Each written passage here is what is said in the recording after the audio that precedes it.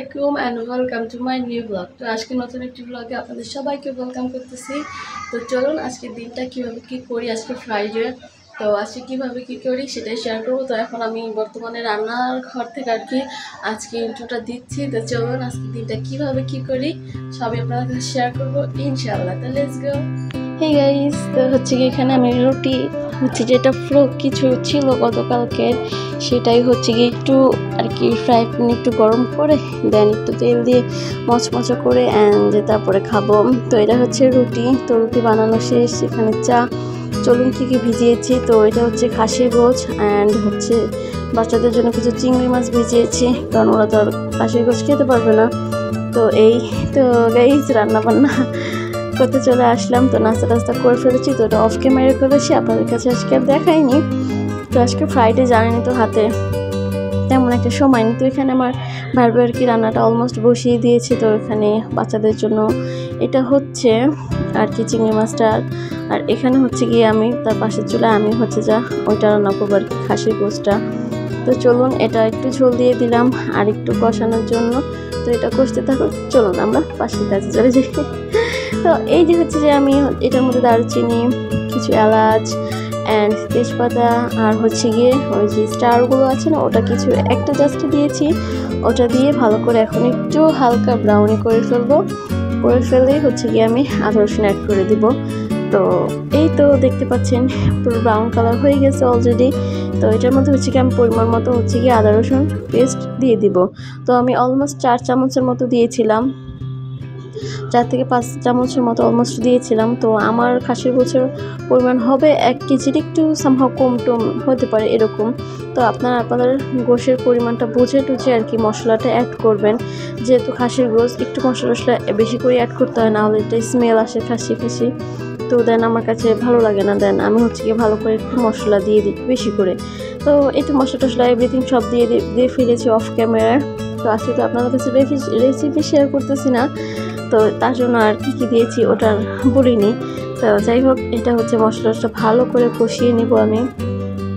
তারপর হচ্ছে যে আলু রেখে দিয়েছি, তো এখানে সব পরিষ্কার করে রেখে দিয়েছি ধুয়ে। তো এই যে কিছু আলু দিব ভেবেছি। তো এই তো আলু টালু দিয়ে দেখতে পাচ্ছেন তেলটা উপরে চলে আসছে। তো যেভাবেই দেখাচ্ছে এই কথা, তো হচ্ছে গিয়ে তো আমি ভালো করে হচ্ছে যে এখানে একটু কষিয়ে নিব আলু দিয়ে। তো এটার মধ্যে এখন হচ্ছে গোশটা অ্যাড করে দিব, না হলে আমি আলুটা একটু করে আগেই হচ্ছে যে আপনার একটু আর কি লাড়াচাড়া দিয়ে একটু কষিয়ে নিয়েছিলাম প্রায় 10 মিনিটের মতো। দেন তারপর হচ্ছে গিয়ে আমি আপনার গোশটা অ্যাড করে দিয়েছি। হ্যাঁ, তো এভাবেই হচ্ছে গিয়ে আমি গোশটা এভাবেই রান্না করি, আর অল্প কিছু থাকলে সেটাই। তো আজকে তো বললামই রেসিপি দেখাবো না। তো এই তো দেখতে পাচ্ছেন পুরো ভালো করে কষিয়ে গিয়েছি। ও আরেকটা কথা, আমি কিন্তু লাস্টে কয়েকটা রসুনও দিয়েছিলাম ছোট, যেটা আমি হচ্ছে দেখাতে ভুলে গিয়েছি। তো এটা আপনাদেরকে এখন একটু দেখাচ্ছি। এই যে রসুন কয়েকটা দিয়েছিলাম আর কি এটার মধ্যে, তো আমি ভুলে গিয়েছিলাম আপনাদেরকে ওটা দেখাতে, তো স্কিপ করে গিয়েছিলাম। যাই হোক, চলুন পানি দিয়ে দিই, কারণ কষিয়ে ফেলেছি অনেকক্ষণ। তো চলুন পানি অ্যাড করে দিই। তো এই তো পানিটা নিয়ে অ্যাড করে দিয়েছি।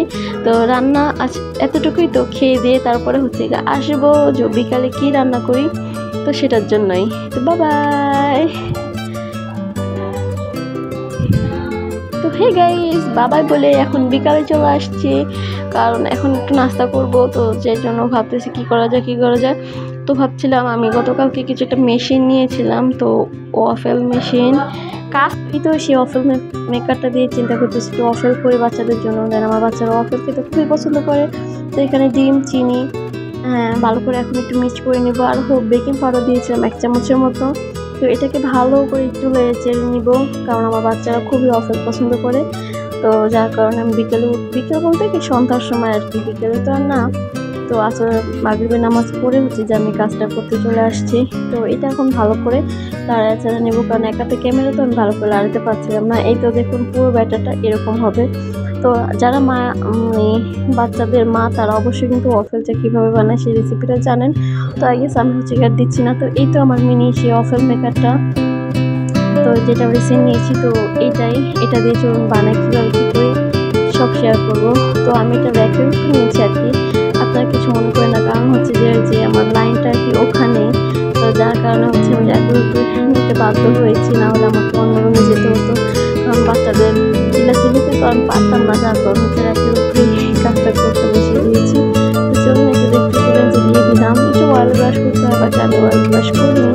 তো এই তো এটা আসলে অনেকে দেখে কি আপনার ঠাস করে হয়ে গেছে, যে মানে পুরো ব্রাউন কালার হয়ে গেছে, বাট না, এটা ব্রাউন কালার হয় না, অনেক সময় নেয়। যেটা সত্যি অনেকে হচ্ছে যে আপনার প্রমোশনের জন্য উল্টাপাল্টা হচ্ছে গিয়ে বলে। তো এই তো দেখুন ওয়াফেলটা, বাট সুন্দর হয় খেতে, খুবই মজা হয়। তো আসলে আপনি ট্রাই করতে পারেন। তো আজকে ভিডিওটা এ পর্যন্তই, আল্লাহ হাফেজ।